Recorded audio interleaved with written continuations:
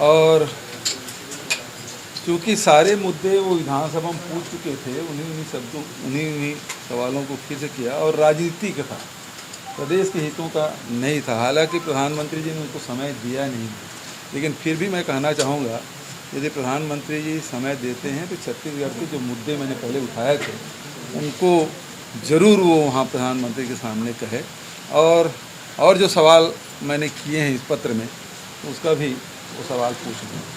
केंद्र के मामले आते हैं तो बीजेपी चुप हो जाती है, उन मामलों को नहीं ले जाती, राज्य के मामलों में उसी मामले में प्रदर्शन करती है। क्या मानते हैं, राजनीतिकरण भी हो जाती है? तो कुल मिला के राजनीतिकरण है। छत्तीसगढ़ का अहित करना चाहती भारतीय जनता पार्टी। हितों के मामले में कभी भी प्रधानमंत्री को, मैंने तो विधानसभा में कहा कि चलें, छत्तीसगढ़ के हितों का मामला है, चाहे जीएसटी क्षतिपूर्ति का हो, चाहे 4100 करोड़ रुपया लेवी का पैसा है, और उस समय जो धान नहीं खरीद रहे थे तब भी मैंने कहा था कि छत्तीसगढ़ के किसानों का मामला है, चलिए हमारे यहाँ चावल ले नहीं रहे हैं, उसके बारे में बात करते हैं। तो वो गए नहीं और केवल शिकायत का पुर्जा लेके पहुँचते हैं।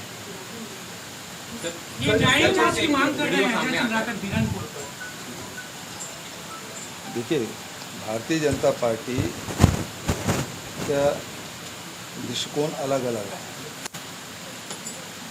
जसपुर में 4 कोरवा परिवार के मृत्यु पर उन्होंने कमेटी गठित की और उसकी रिपोर्ट को लेकर राज्यपाल को उन्होंने ज्ञापन सौंपा। बीरनपुर में ये जांच कमेटी गठित नहीं की। दुर्ग के सांसद गए, राजनांदगांव सांसद गए, बिलासपुर के सांसद गए, अलग अलग गए, उनके कार्यकर्ता गए, बजरंग दल के लोग गए, और कमेटी जाती तो 2, 4, 5 लोग कमेटी जाती, वो तथ्यों की जानकारी लेते और जो सवाल उठाए जाते है ना, तो उसके बारे में राज्यपाल को ज्ञापन देते, मुख्यमंत्री ज्ञापन देते, प्रशासन को ज्ञापन देते, तो उसमें विचार किया जाता है। लेकिन इन्होंने आग में पेट्रोल डालने का काम किया। जो राजनीतिक दलों की जो प्रक्रिया होती है, कमेटी गठन करना, जांच करना और तथ्यों को सामने लाना, इसमें कमी बताना कि ये होना चाहिए था, वो नहीं बताए। वो अलग अलग गए, हजारों की तादाद में, सैकड़ों की तादाद में, और वहाँ उस घटना में आग लगी है, उसमें पेट्रोल डालने का काम किया। शांत करने का काम नहीं किया, न्याय दिलाने के लिए नहीं था। उनको तो अपना उल्लू सीधा करना था। उनका क्या है, मैं पहले ही बोला कि इनकी मास्टरी सांप्रदायिकता और धर्मांतरण, 2 में इसकी मास्टरी है। और उसको ये अवसर मिल गया था तो वो सारी प्रक्रिया वो पीड़ित परिवार को सहायता दिलाने की बात नहीं की, बल्कि इस जिहादगढ़ बना दिया गया, पता नहीं क्या क्या बना दिया, पाकिस्तान बना दिया, तालिबान, ये सारी बातें उन्होंने कही। लेकिन पीड़ित परिवार को न्याय मिले इसके बारे में कोई बात नहीं की। आप पूरा पोस्ट निकाल के देखिए, और हम उसको दिखा रहे हैं। और हमारी सरकार ने पीड़ित परिवार को सुरक्षा भी, और साथ ही जो आरोपी हैं वो तुरंत पकड़े गए। जो नाम बताए गए थे, 12 में से 11 तुरंत पकड़े गए, वो हिरासत में है। उसके बाद ये बवाल काटना, पूरे प्रदेश में वातावरण बनाना, हिंसक आंदोलन करना, दूसरे दिन आग लगी, उसके बाद 2 जने की और मृत्यु हुई। वो जांच का विषय है। अभी 2 जने की और मृत्यु हुई, उसकी जांच किया जा रहा है, और उसमें जो तथ्य सामने आएंगे उसके हिसाब से कार्रवाई होगी। कानून का राज्य है, कानून से बड़ा कोई नहीं है, और कोई भी इसमें संलिप्त होगा इस घटना में, चाहे वो कितना बड़ा व्यक्ति हो, उसके खिलाफ सख्त कार्रवाई होगी। सर, जगदलपुर में भी एक सामने आया है कि वहाँ पर जो गैर हिंदू हैं उनके लिए संकल्प लिया जा रहा है भाजपा नेताओं की उपस्थिति में कि इनसे आर्थिक लेन देन तोड़ दिया जाए। सीधी सी बात यह है इनको छत्तीसगढ़ के उन्नति से, छत्तीसगढ़ के लोगों के आर्थिक उन्नति, सामाजिक, सांस्कृतिक, शैक्षणिक में इनको सुविधाएं मिले, ये आगे बढ़े छत्तीसगढ़, इससे कोई लेना देना नहीं। इनका तो ये है कि नफरत फैलाओ, हिंसा करवाओ और सत्ता प्राप्त करो। इनका मूल उद्देश्य यही है। साहू समाज के अध्यक्ष गए, रिटायर राम साहू जी, उसके साथ संदीप साहू जी दोनों गए, पीड़ित परिवार के साथ बैठे, उसके मृतक के उसके पिताजी से मिले, उसकी बहन, उसके भाई से मिले, 2-3 घंटा उनके साथ रहे, उनकी समस्या समझी और उन्होंने आके मुझे बताया, जैसे कल उन्होंने बताया उनकी डिमांड क्या है। उनकी डिमांड यही है कि इसकी जांच हो।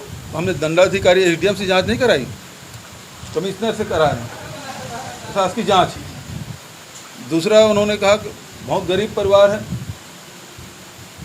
तो उन्होंने कहा कि कोई कुछ आर्थिक सहायता हो जाए और मेरे बच्चे को नौकरी मिल जाए। मुख्य उद्देश्य उनका था कि मेरे बच्चे को सरकारी नौकरी मिल जाए। ये 3 मांगे थी और तीनों को मैंने घोषित कर दी। आज अजय चंद्राकर जी कह रहे हैं कि न्यायिक जांच होनी चाहिए।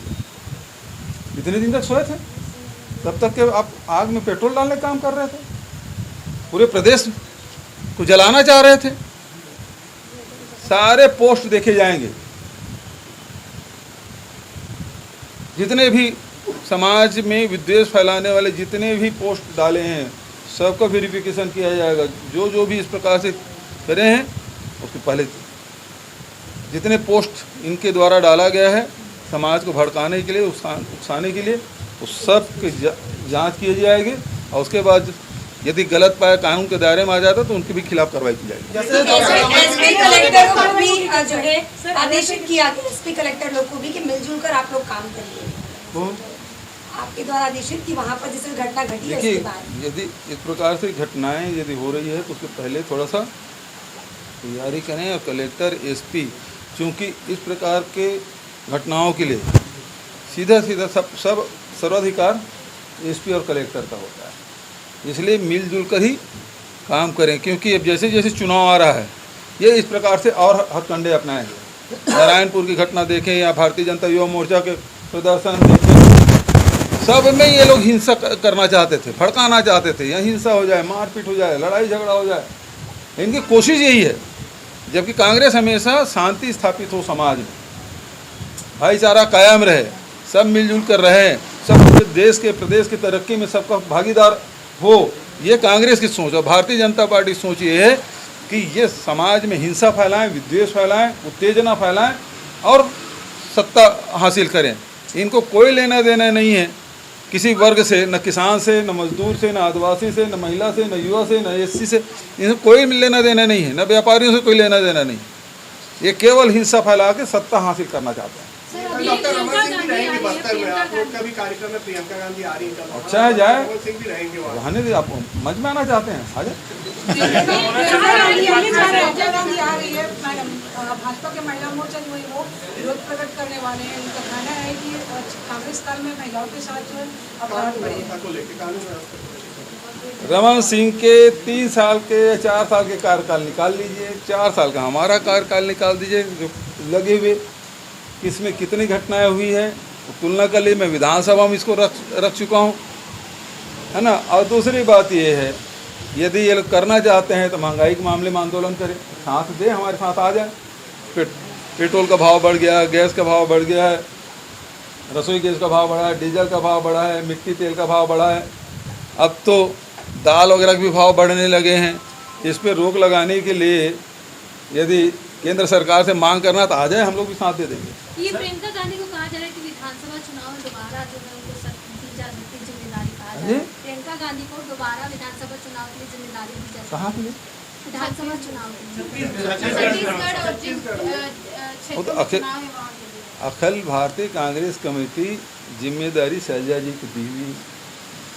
प्रियंका जी हमारे राष्ट्रीय नेत्री हैं और हर जगह वो जा रही हैं, सब जगह उनकी डिमांड है, उसको सुनना चाहते हैं, उससे मिलना चाहते हैं। तो प्रियंका जी तो सब जगह जा रही हैं। उनके लिए जो व्यवस्था की जा रही है भाजपा सवाल उठा रही है कि ना वो सांसद है ना विधायक है। अरे शासकीय कार्यक्रम है भाई, शासकीय कार्यक्रम में क्यों भारतीय जनता के पदाधिकारी नहीं रहते थे? आज इस पर जो आरएसएस कभी विज्ञापन वगैरह नहीं छपाते थे, वो उसका संगठन प्रभारी थे, क्या सिंह थे हम, सदान सिंह, उसका फोटो वोटो नहीं छपता था। दिल्ली जा रहे हैं सर, यहाँ पे कुछ कार्यक्रम है। सर प्रियंका जी ने आरोप लगाया है कि गवर्नमेंट और मोदी जी अडानी को बचाने की बिल्कुल सही कह रही है। एक चीज़ बताओ, यहाँ अभी हमारा कहाँ है विनोद तिवारी जी, उसके घर में ईडी पहुँच गया था, जिसके घर में एक कमरे में रहते हैं, आदम टाइल्स लगा, आदम नहीं लगा। इसके घर क्या पाया अभी तक नहीं बता नहीं पाया। अडानी के हिडनबर्ग के पेपर रिलीज होने के बाद अडानी की संपत्ति में 60% गिरावट आ गई, लोगों को पैसा डूब गया। उसमें जांच क्यों नहीं कर रहे हैं? इतने दिन हो गए, 26 जनवरी के आसपास है, 26-27 जनवरी, अप्रैल आधा हो गया, एक बार भी उधर झांकने की हिम्मत है क्या? लगातार विपक्ष सदन में और सदन के बाहर ये मामला उठा रहे, क्यों जांच नहीं कर रहे हैं?